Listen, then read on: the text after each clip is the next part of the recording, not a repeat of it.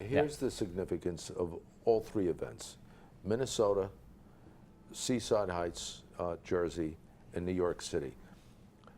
Al-Qaeda and ISIS and the radical Islamic movement have been saying for years to do this.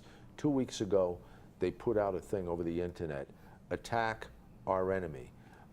Look, they're inspiring people. They're motivating them to go out and do this.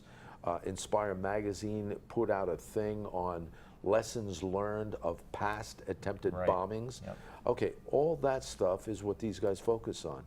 You know, nobody should, you can't be naive and think this isn't going to happen, and nobody should be surprised by this. And Inspire magazine is an ISIS magazine, which is just incredible to even say and even think that. And Jonathan, you know, they talk about if you see something, say something, and I want to get the commissioner on this as well. But we get mixed messages because we know that the police and the FBI can't even do what they want to do without breaking the new rules and laws and being accused of harassing the Muslim community. Sure. There's no greater tool to defeat a terrorist than two eyeballs and a brain, a human brain.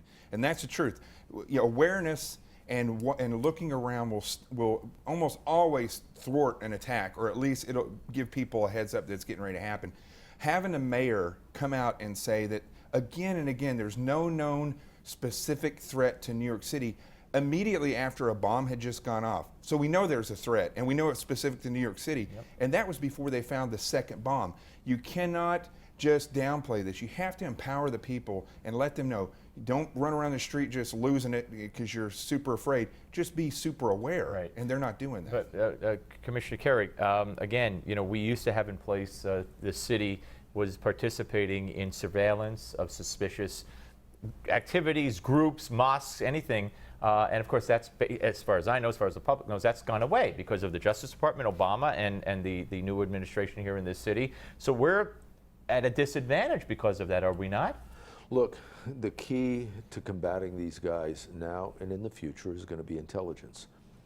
Local, state, and federal authorities communicating, and communications between the public and the authorities. Intelligence is a major factor. The less intelligence we get, the more chances things like this are going to happen. Where do we get that intel?